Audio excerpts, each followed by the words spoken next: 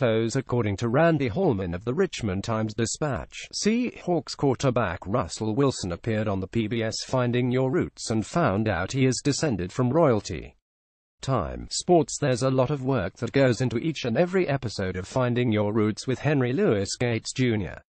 Now in its fourth season on PBS, the hit series investigating the genealogy of notable figures will search far and wide to get to the bottom of a given case study, according to Gates, the series host, writer and executive producer. Gates, an Emmy-winning filmmaker as well as the Alphonse Fletcher University professor and director of the Hutchins Center for African and African American Research at Harvard University, told the Asbury Park Press Fan Theory podcast that the command central for Finding Your Roots rests with chief genealogist Johnny Cerny out in Provo, Utah. All the research that can be done using digital sources, she and her team do that, Gates said. But there are a lot of records that haven't been digitized around the world, and in those cases we have to send people to the actual countries to look in churches or courthouses or whatever archives might exist. Take the case of singer-writer Carly Simon, for example. Gates and his team worked for more than a year to uncover Simon's family history for an episode that aired in October, even enlisting Cuban historians to visit the island's province of Holguin and examine records in churches, eventually learning that Simon was descended from freed slaves. Professor Henry Louis Gates Jr., executive producer, host and writer of Finding Your Roots with Henry Louis Gates Jr. on PBS, photo courtesy of Stephanie Berger. The fourth season of Finding Your Roots airs 8 p.m. Tuesdays through December 19 on PBS. The November 14th episode will feature actress Lupita Nyong'o, basketball star Carmelo Anthony and political strategist and commentator Ana Navarro. The series was born from Gates' 2006 PBS documentary miniseries African American Lives, IDIDNT, known When I Got the Idea for the series. Which component, the genealogical component or the genetic component, would be more emotionally engaging to people, Gates said. I actually thought in the very beginning it would be finding out where in Africa where your ancestors were from, because I only did black people in the first two specials, which were called African American Lives. But it turns out that finding out the name of your heretofore anonymous ancestors who were enslaved, that was the part that moved African Americans. And the same is true for white people, Asian people, Indians, Muslims, Hindu people, everybody who's in the series.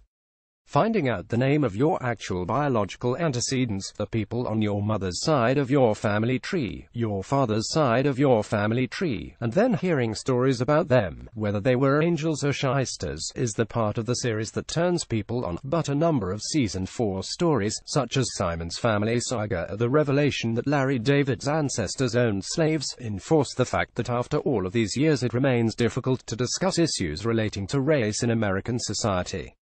Carmelo Anthony left and Henry Louis Gates Jr. on the set of Finding Your Roots. Photo courtesy of Arc Media. Gates, for his part, said he believes it's still hard to talk about race due to the huge social and economic discrepancies that remain in modern society, and he discussed the currently divisive political climate. Under 8 years of Barack Obama, we felt that things were improving in some areas quite dramatically, Gates said, but over the last year, I think that many of us are in shock. And when we see the rise of the alt-right, when we see what happened in Charlottesville with white supremacists, I sat there dumbfounded. I mean, I couldn't even talk. I couldn't understand what they were reciting. They, the white nationalist demonstrators, were saying, Jews will not replace us. Where did that come from? Nazi Germany? What year is this? Did I step into a time machine? I think that we're living in an era where people are afraid because of economic scarcity, and in times of fear and economic scarcity, people turn to racial stereotypes.